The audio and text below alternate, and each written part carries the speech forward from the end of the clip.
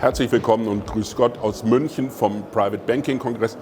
Ich freue mich auf ein Gespräch mit Charlotte Sargent. Sie ist wahrscheinlich die weitgereistete Besucherin des Kongresses hier. Sie kommt aus Laguna Beach, Ocean View zwischen San Diego und Los Angeles.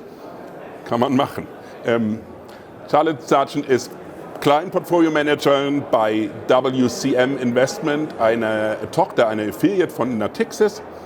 Und ich freue mich, mit ihr über den WCM Select Global Equity Fund zu sprechen, einen konzentrierten Aktienfonds mit einem Growth-Ansatz. Und now I have to switch to English. Warm welcome, Charlotte. Thank you for joining and coming all the way over from Laguna Beach. Pleasure to be here, thank you. Charlotte, we're talking about your WCM Select Global Equity Fund, a very concentrated portfolio. How do you select companies for the fund, and how do competitive advantages and corporate culture count in? That is a great question, yes. So we do run concentrated portfolios. Select Global Growth Equity Fund is a portfolio that has typically between 30 and 50 stocks. We run it concentrated because if we're right about these companies outperforming their expectations over the long term and really delivering solid growth, we want them to move the needle within the portfolio. So when it comes to our investment philosophy, the two key pillars of our investment philosophy are about how we think about competitive advantages, a little bit differently to conventional wisdom, and then the focus on corporate culture. So on the competitive advantages, what we're focused on is not how wide a company's economic moat is today, but we're focusing on that change. So we call it moat trajectory. How is that moat changing over time? And ultimately, we want to get behind companies that are good today becoming better tomorrow rather than the other way around, because that could be quite dilutive of alpha. So really. And having said that, how do you manage the risk while focusing on the companies and the concentrated portfolio? Yep. So I think we try and operate with quite a diversified portfolio. Again, you can be concentrated and diversified. We have the whole global universe to pick from, but it's a very few companies that actually fit our focus on growing competitive advantages and effective corporate cultures there. So we diversify not just across kind of the gig sectors, but also across industry, across tailwinds, across themes. We've also built tools that that help us to determine not just the kind of the standard gig sector, but actually what is driving the alpha for this company going forward. So we're able to look at our portfolio and say, okay, the AI tailwind, how much percentage of our portfolio is tied to AI, the AI theme, similar with obesity, similar with aerospace as well. So it's concentrated yet diversified, and I think that's the key to managing risk. And how often do you rebalance the portfolio to stay aligned with your goals? So we're relatively low turnover. Our average turnover is below 40%. We are looking at companies, we're looking to invest for the long term, really thinking on that 3, 5, 7, 10-year horizon of how a company's competitive advantages are going to grow.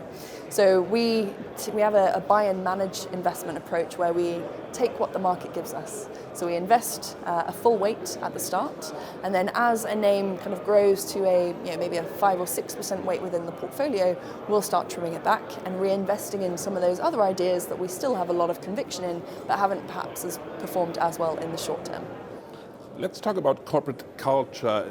This is some kind of key factor while managing your fund. How do you evaluate corporate culture when you're analyzing companies? That is a fantastic question. We have a wonderful team within a team. We've got 4 full-time business culture analysts who are fully dedicated to looking at the effect of corporate culture. All of our business analysts are trained to research corporate culture as well, but when we're doing deep dives, we bring in the analysts. So it's really about asking a lot of questions and building a mosaic, right? You can't just speak to the CEO and ask, tell us about your corporate culture, because CEOs are CEOs for a reason, they're great salespeople. So we do a lot of scuttlebutt work, a lot of research, we speak to a lot of former employees, we use expert networks to really try and build a picture of what it is like to work at a company. Can you share an example where strong culture boosted a company's performance?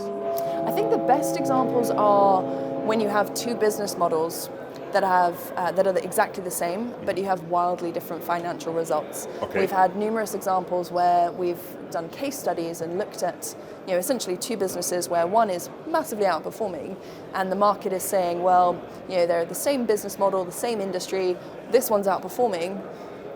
We think that's going to, the market says it's going to revert, right? The market says the divergence has been too wide. You're going to get this reversion to the mean effect. And when we've dug into the corporate cultures and done our culture research, we've actually found that it is sustainable cultural practices that are really driving returns, right? It is something that we've spent a lot of time on. Like, culture really does link to alpha, and that is why our job as a manager is to generate alpha. That is why we invest such a lot of time and really do the work into digging into corporate culture. Okay. And what role does leadership play in fostering a long-term value-driven culture? Leadership is certainly one of the most important things that we look at. I think when you're thinking about corporate culture, who is leading the business is really important. How employees are incentivized is really important.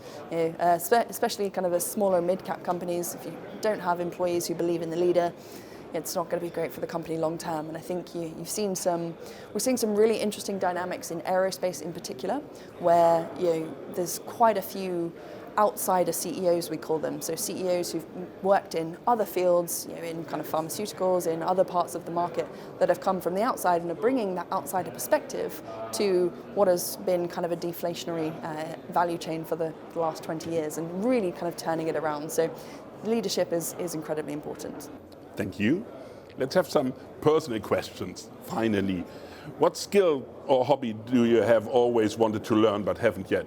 So skill hobby would be, I'd go for rugby. I've always wanted to play rugby. The reason I haven't is because I tried it once and I broke my leg. Oh. So. If you could have a dinner with any inspiring figure, who would it be and what would you ask them? Is it dead or alive? You choose. So I studied maths and physics, so I would have loved to have had a dinner with Stephen Hawking. I think that would have been absolutely fascinating. And what would you ask him? Oh, God. That's a great question. Like, what?